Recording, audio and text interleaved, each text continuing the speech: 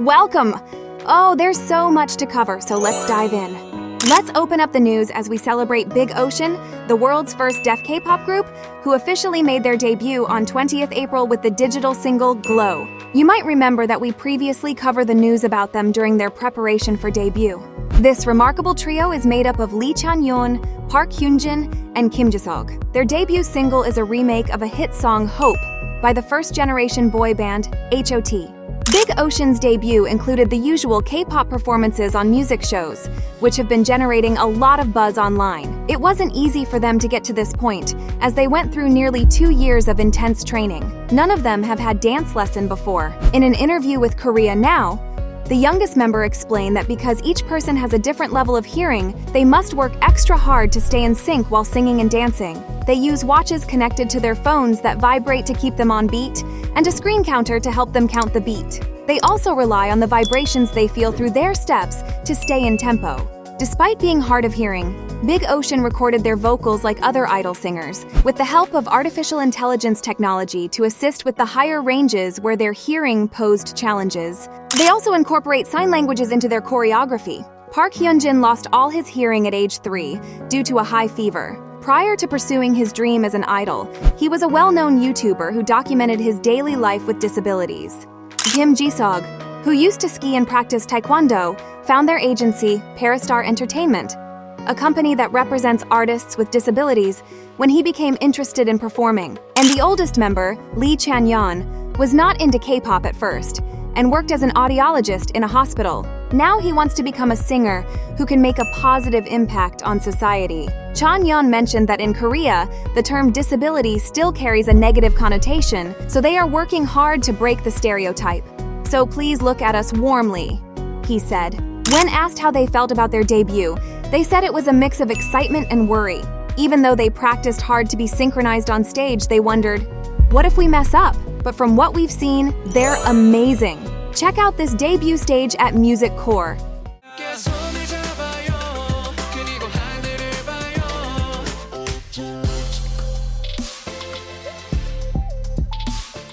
Big Ocean is breaking new ground and leading the way for greater inclusion in K-pop.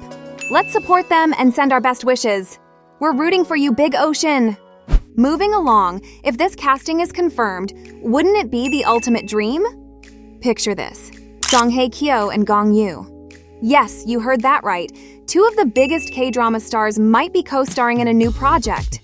Early last month, Exports News reported that Song Hye-kyo will be starring in a new project, written by No Hee-kyung. They previously worked together in the 2008 drama Worlds Within and the 2013 drama That Winter, The Wind Blows.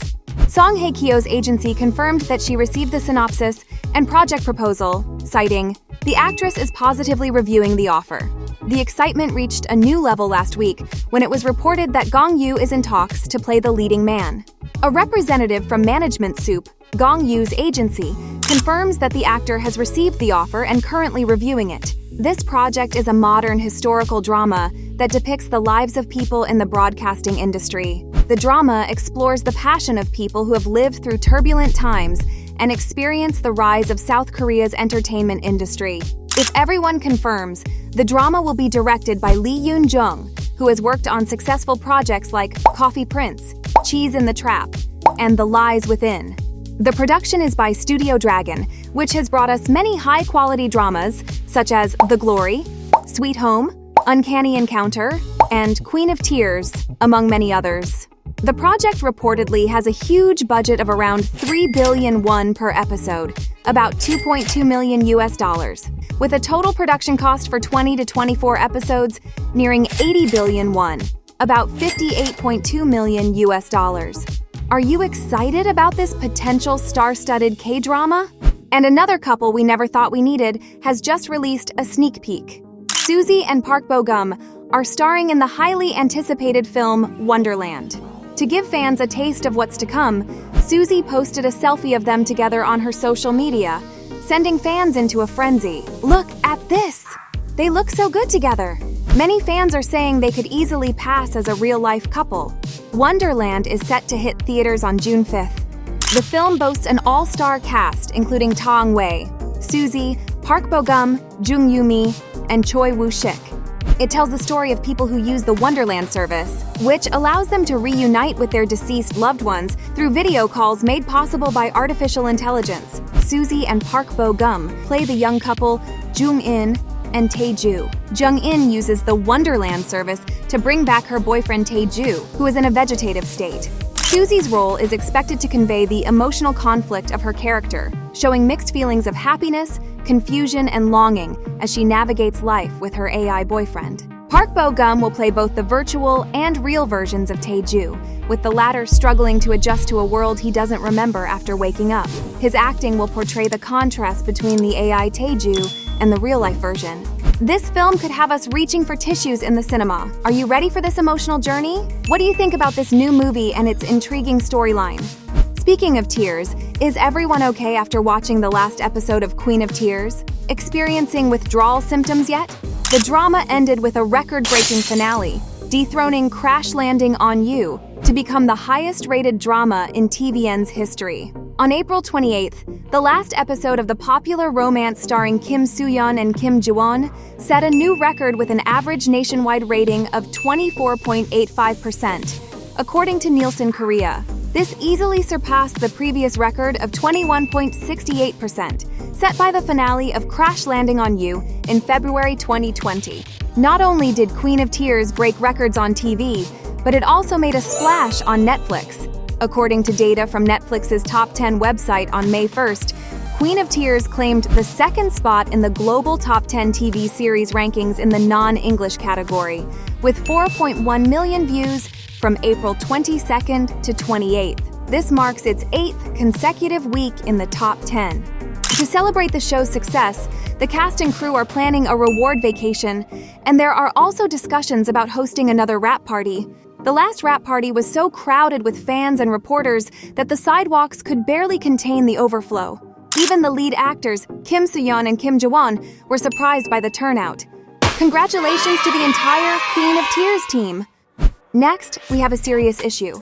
17's new albums are being dumped in bulk on the streets in Japan. The group recently released their best of album, 17 Is Right Here, along with the music video for the title track, Maestro. The album's success has been outstanding, breaking sales records. But recently, online posts and videos showing 17 albums discarded in bulk on the streets of Japan have caused quite a stir. The posts, viewed by over 1 million people, show boxes of albums with signs saying, "Feel free to take any you want."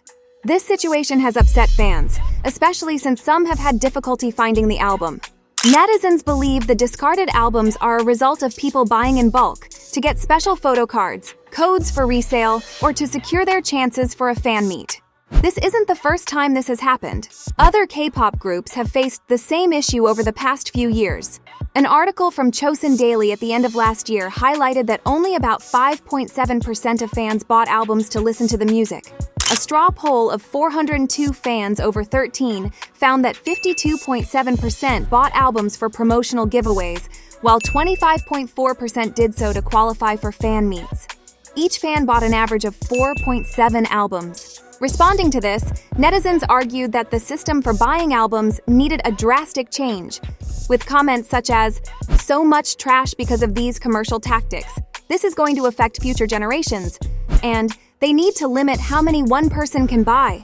It's time just to sell photo cards and not whole albums." What do you think about this problem? Should companies rethink their promotional strategies to reduce waste, or is it up to fans to be more responsible? Now let's move along to 17's parent company, HYBE. There's a huge war between HYBE and Hee Jin, the CEO of NewJeans' agency. The last time we talked about this, HYBE had taken the issue to the police. Since then, HYBE has requested a court hearing, and now we have an update. If you miss out on how it all begun, check out our earlier video linked at the end of this video, then come back here. So here's the update. On April 30th, the Seoul Western District Court held a hearing to decide if HYBE can have an extraordinary shareholders meeting to remove Hee Jin. The hearing was brief, lasting only 30 minutes, and was conducted in private under the Non-Litigation Case Procedure Act. Court decisions on such matters typically take about 4 to 5 weeks. If HYBE's request is approved, they will set up a shareholders meeting within 15 days to vote on removing the current board, including Hee Jin. The whole process could take about 2 months. Before going to court, HYBE reported Min Hee Jin and an Ador executive, Mr. A, to the Yongsan police station for embezzlement. However, legal experts believe proving embezzlement under criminal law requires actual acts, not just preparatory steps. Even if some actions suggest a risk to the company, there's not enough evidence to support the claim. Attorney An Ju-young from the law firm Ann & Park noted, merely conspiring in online chat rooms would make it difficult to establish charges. However, there could be more drama if the police find out that confidential contracts were leaked. HYBE thinks Ador's management might have shared secret documents while trying to attract outside investors. If that's true, things could get more complicated as the investigation continues. While the plot thickens at the upper management level, the groups mentioned in the controversy, New Jeans and ILIT, are still continuing with their promotion. ILIT recently won their 11th Music Show Award at the end of April and achieved their first perfect all-kill with the song Magnetic. It's a super impressive feat for a group that debuted less than 2 months ago. Meanwhile, New Jeans' latest drop, Bubblegum, is also getting a lot of attention, hitting 5 million views in just 13 hours after its release on Friday midnight on YouTube. As per this news is written, the view count has reached 20 million views. Tens of thousands of fans are commenting on the video with love and support for the group amid the ongoing drama between its producer and HYBE. If you want to learn more about the background of this case, head to this video, where we cover how the conflict between HYBE and Ador begun, who are involved, and what it means for New Jeans. Join our discussion there, or check out these must-watch videos you might have missed. Subscribe now, and don't let these fascinating stories pass you by.